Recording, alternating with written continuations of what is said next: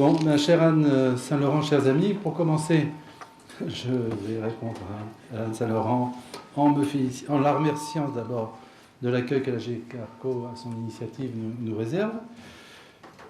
Comme elle l'a dit, ceci nous est d'autant plus agréable que la GIRCARCO est depuis de nombreuses années un partenaire essentiel de notre fondation, notamment au travers du programme Eve Alzheimer. Je suis très heureux de vous accueillir tous et d'ouvrir cette 13e remise de prix et bourse de la Fondation Médéric Alzheimer. Je salue bien sûr les lauréats, les membres du jury, mais aussi nos donateurs, les représentants de nos partenaires, ainsi que nos administrateurs ici présents. Cette année, nous avons le plaisir de distinguer 26 lauréats, dont 10 issus de 7 autres pays européens, et de leur remettre une dotation globale de 146 000 €. Au total, depuis sa fondation, depuis l'origine, la Fondation a consacré plus de 1,5 million d'euros au financement des prix et bourses. Alors, en ce qui concerne les lauréats, cette année encore, je souhaite souligner l'énergie des jeunes chercheurs, l'enthousiasme des porteurs de projets et la qualité de leurs travaux. Nous avons été aussi très satisfaits de constater le grand nombre de réponses, souvent très pertinentes, et surtout de découvrir des candidatures issues de nouvelles disciplines. C'était vraiment un fait nouveau des dernières années et du CRU 2014. Les thèmes abordés par ces recherches et ces innovations de terrain mettent en lumière quelques-uns des grands défis posés par la maladie d'Alzheimer: le maintien ou la restauration d'une vie sociale, les rencontres intergénérationnelles, l'ouverture sur la cité, sont autant de moyens de lutte contre l'isolement.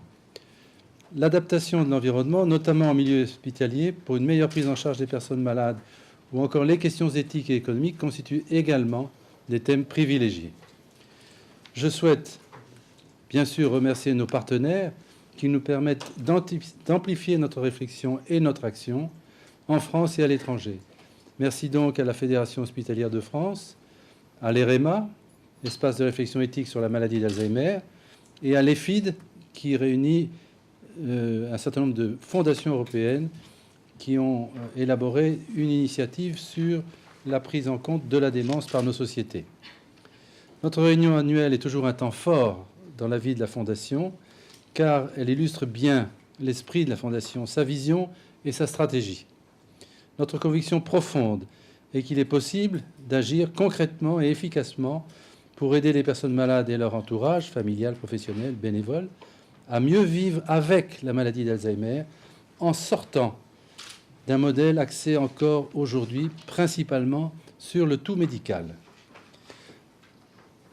Pour illustrer ce propos, les sciences humaines et sociales recueillent peut-être 1% au maximum de la recherche consacrée au sens large, consacrée à la prise en compte de la maladie d'Alzheimer, alors que 98% des dépenses effectives de prise en charge et d'accompagnement sont d'ordre social, psychosocial. Donc il y a là, je dirais, un point d'interrogation majeur. Est-ce qu'il est normal que l'essentiel des dépenses consacrées à la prise en compte de cette maladie ne s'appuie sur à peu près aucune recherche, alors qu'on nous parle en permanence d'innovation sociale, oui, mais de l'innovation sans recherche, ça me semble un peu compliqué.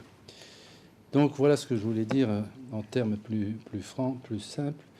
On est encore dans un modèle axé aujourd'hui principalement sur le tout médical. Notre vocation, en effet, est de promouvoir la recherche en sciences humaines dans le but de développer les connaissances sur la maladie et ses conséquences, ceci afin de proposer des interventions psychosociales pertinentes qui favorisent le maintien des capacités restantes de la personne malade et donc son autonomie. Il s'agit aussi de faire émerger des solutions innovantes et concrètes de prise en charge et d'accompagnement, de valider leur impact et de les diffuser pour améliorer la qualité de vie des personnes malades et de leur entourage. Pour y parvenir, la Fondation met en œuvre une approche globale, internationale, prospective, qui a l'ambition d'intégrer toutes les dimensions de la maladie, qu'elles soient médicales, ces dimensions, médico-sociales, juridiques ou économiques. Cette démarche allie recherche, analyse, action de terrain et formation. Cette approche globale de la maladie, renforcée par le souci de combiner recherche en sciences humaines et sociales et innovation sociale de terrain, constitue cette cette association, un trait caractéristique de notre fondation. Nous observons, nous étudions, nous expérimentons et nous diffusons nos connaissances en nous efforçant de favoriser le dialogue entre les différents acteurs qui sont multiples. Cette démarche nous confère progressivement une expertise pluridisciplinaire reconnue et probablement, excusez-moi du peu, sans équivalent. Cette année, notre réunion se déroule dans un contexte particulier que vous connaissez. Nous sommes en effet à quelques jours de la publication du plan gouvernemental sur les maladies neurodégénératives. Je souhaite, à cette occasion, rappeler que la maladie d'Alzheimer est une maladie complexe qui soulève des questions sanitaires spécifiques, mais aussi sociales et d'éthique, sans oublier des conséquences lourdes financières pour la personne malade et sa famille. Grâce aux 3 plans Alzheimer, en particulier le dernier, la maladie d'Alzheimer est considérée maintenant comme une maladie pilote qui a permis de tester de nombreuses solutions susceptibles d'être transposées à d'autres pathologies neurodégénératives. Néanmoins, n'oublions pas qu'il existe des caractéristiques propres à la maladie d'Alzheimer et aux maladies apparentées, et que ces caractéristiques propres impliquent des dispositifs appropriés, spécifiques, qui ne doivent à aucun prix être systématiquement banalisés et ouverts à d'autres pathologies. J'aimerais enfin évoquer la parole des personnes malades et celle de leurs aidants, car elles sont bien sûr au cœur de notre préoccupation et de notre action. Leur témoignage est précieux, ainsi que vous allez pouvoir le voir dans un film.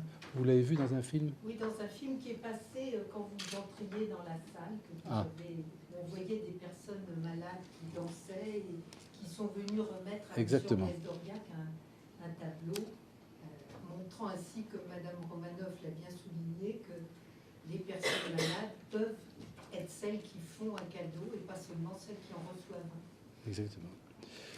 Pour clore mon propos, je voudrais vous dire combien nous sommes heureux d'accueillir Madame Colette Romanoff, qui va nous faire partager son expérience de vie aux côtés de son mari malade, expérience qu'elle a mise en scène dans une pièce de théâtre, La Confusionnite. Cette pièce que j'ai vue est pleine de vie, de gaieté, de finesse, de pertinence, d'humour et bien sûr d'amour. Elle va vous en présenter quelques extraits. Je lui passe donc la parole et je vous remercie de votre attention.